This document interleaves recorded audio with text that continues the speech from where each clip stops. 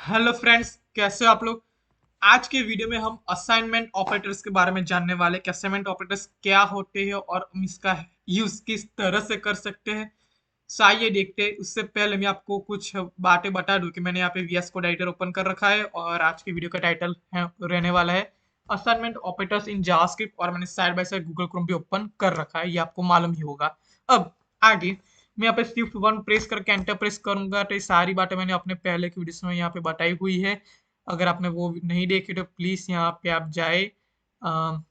ये चैनल है मेरी अक्ष देसाई, और यहाँ पे आप यहाँ पे learn H T M L C S S JavaScript के अंदर मैंने यहाँ पे वीडियोस अपलोड कर रखे, difference between var let and const data types and JavaScript arithmetic operators.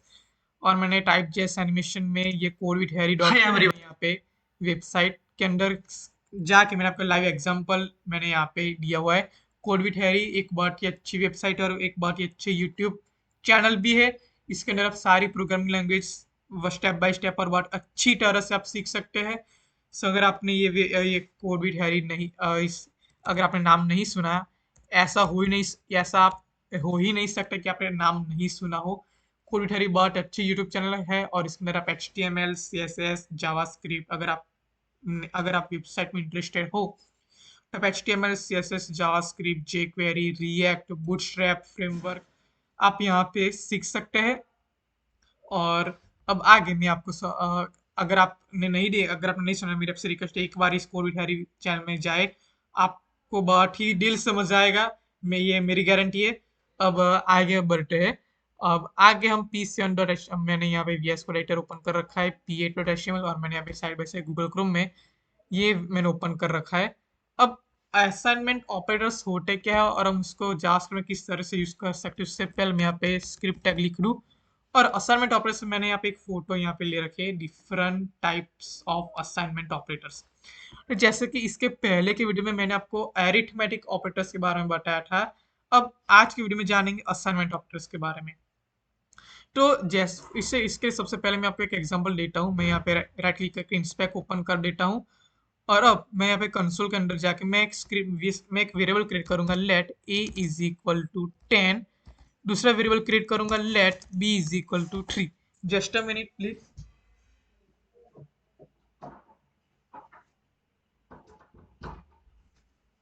Okay sorry. अब आगे मैंने दो वेरिएबल क्रिएट किया, let A is equal to 10 and second variable let B is equal to 3।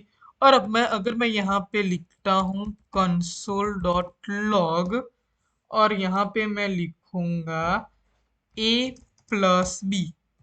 तो अगर मुझे ए प्लस बी लिखना हो तो यहाँ पे 13 आ जाएगा। आप कहेंगे ये कैसा मजा क्या एक्सपीरिया, ये तो मैं मालूम ही था, इसमें नया क्या है। अब मैं आपको बताता हूँ कि इसमें नया क्या है। अगर आप ये तो हुआ एरिथमेटिक ऑपरेटर्स प्लस। अगर आप इसमें असाइनमेंट ऑपरेटर्स की बात करते हैं तो आपको यहाँ पे लिखना है सबसे पहले इज इक्वल टू। सबसे पहले मैं इसकी बात करता हूँ, प्लस इज इक्वल टू ये है प्लस इज इक्वल टू। तो प्लस इज इक्वल टू एक असाइनमेंट ऑपरेटर है। इसी तरह माइनस इज इक्वल टू एक assignment operator, is equal to multiply is equal to division is equal to modulus is equal to and exponent is equal to. ये सारी बात हुई assignment operators की। अब प्लस इज इक्वल टू यानी कि आप x plus is equal to Y. तो अगर आप लिखते हैं x plus is equal to Y तो इसका मीनिंग क्या होता है? इसका मीनिंग होता है x is equal to x plus y. अगर मैं आपको लाइव एग्जांपल में आपको करके दिखाता हूँ। मैंने यहाँ पे लिखा, मैं आपको यहाँ पे लिखता हूँ। अगर यहाँ पे a की वैल्यू 10 है और b की वैल्यू 3 है, तो अगर मैं यहाँ पे लिखता हूँ a प्लस बी तो इसकी वैल्यू ऑलवेज 13 ही आएगी। इसी तरह अगर मैं यहाँ पे लिखता हूँ a plus is equal to B तो इसकी भी वैल्यू 13 ही आएगी। क्यों? क्योंकि a plus is equal to b का मीनिंग ही होता है a plus is equal to b का मीनिंग ही होता है a is equal to a plus B. तो इसी वैल्यू ऑलवेज 13 ही आएगी। तो ये हुआ plus is equal to assignment operator. Plus is equal to यानी कि ए की जो पुरानी वैल्यू है उसमें बी की वैल्यू को ऐड कर दो, और ऐड करने के बाद जो नई वैल्यू क्रिएट होती है वो वेरिएबल ए में एज इट इज स्टोर कर दो, यानी कि A is equal to A plus B.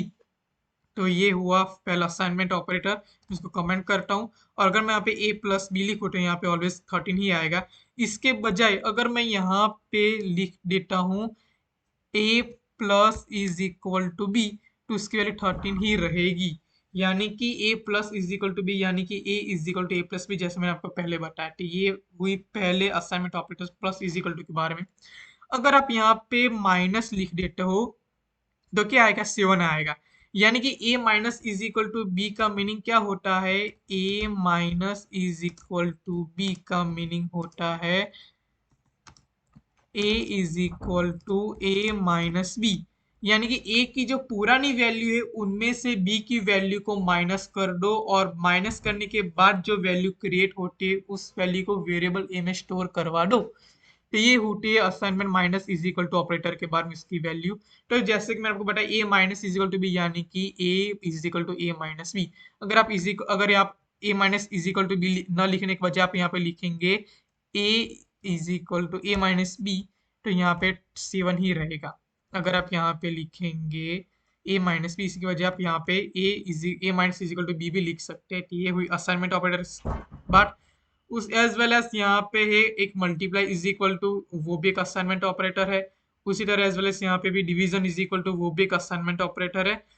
और मॉड्यूलस इज इक्वल टू, सारी बात एडिशन सब्सट्रैक्शन। अगर मैं यहाँ पे मल्टीप्लिकेशन की बात करूँ, मान लीजिए मैं यहाँ पे लिखता हूँ, मैं एक नया वेरिएबल क्रिएट करता हूँ, let c is equal to A multiply by b, और मैं यहाँ पे लिखता हूँ कंसोल डॉट लॉग सी। तो यहाँ पे 30 ऐसा लिख के आ जाएगा, क्योंकि 10 की वैल्यू है 3, बी की वैल्यू सॉरी ए की वैल्यू है 10, बी की वैल्यू है 3, A multiply by B is equal to 10 multiply by 3 is equal to 30।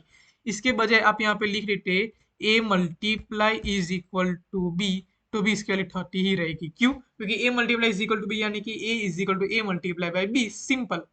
As well as आप यहाँ पे division is equal to operator की बात कर सकते हैं। डिवीजन इज इक्वल टू, यानी कि A division is equal to B, यानी कि A is equal to A division B. ये as well as modulus operator. Modulus operator क्या है और क्या हेल्प करता है, वो सारी बात मैंने आपको पहले की वीडियो में बताई हुई थी अरिथमेटिक ऑपरेटर्स में। अगर आपने वो वीडियो नहीं देखा तो मेरी आपसे रिक्वेस्ट है कि आप प्लीज वो वीडियो जाके देखिए, आपके लिए वो वीडियो बहुत ही हेल्पफुल रहेगा। अब यहाँ पे मैं लिखता हूँ a divide is equal to B, तो यहाँ पे 3.33 आ गया। अगर मैं यहाँ पे लिखूँ a मॉड्यूलस b लिखूँ, तो यहाँ पे मुझे मान लीजिए, मैं सबसे पहले मैं यहाँ पे वैल्यू को चेंज कर देता हूँ, यहाँ पे मैं 5 लिखता हूँ और यहाँ पे मैं 2 लिखता हूँ। और अब a मॉड्यूलस b, यानी कि 5 डिवाइडेड बाई 2, तो जो वैल्यू रहेगी वो रहेगी, ऊपर आएगा 2.5 और नीचे रहेगा 0.5।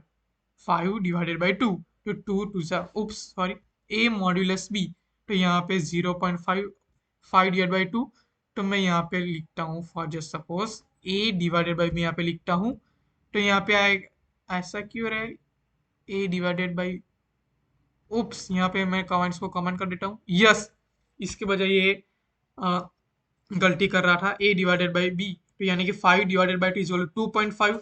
इस तो या जब ये 5 लिखेंगे और यहाँ पे मैं एक नया मैं क्रिएट कर देता हूँ।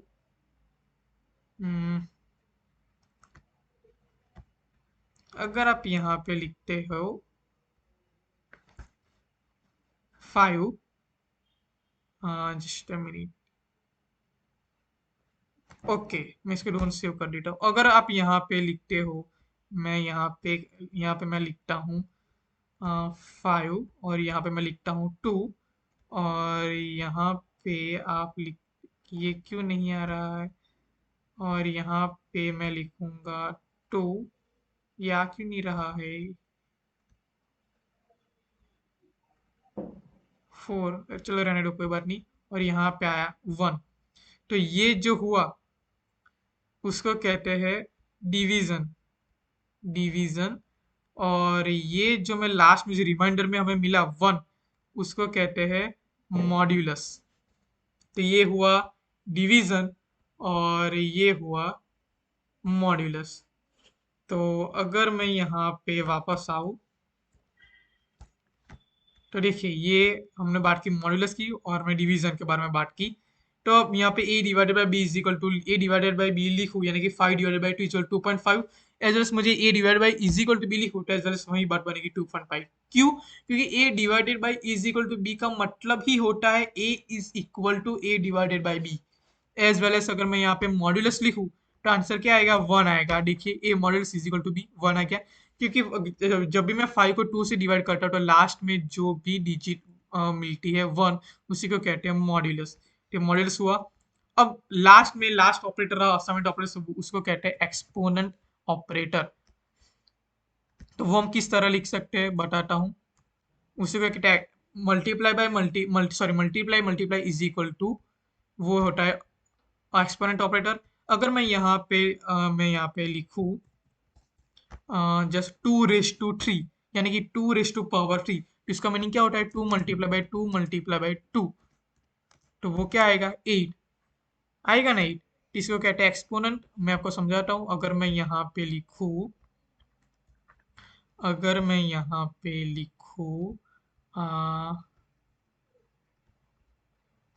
2 रेज टू 3 यानी कि 2 इज इक्वल टू 8।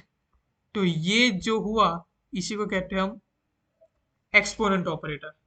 किस तरह हम इसको यूज कर सकते हैं बताता हूँ, और मैं इसको कमेंट करता हूँ।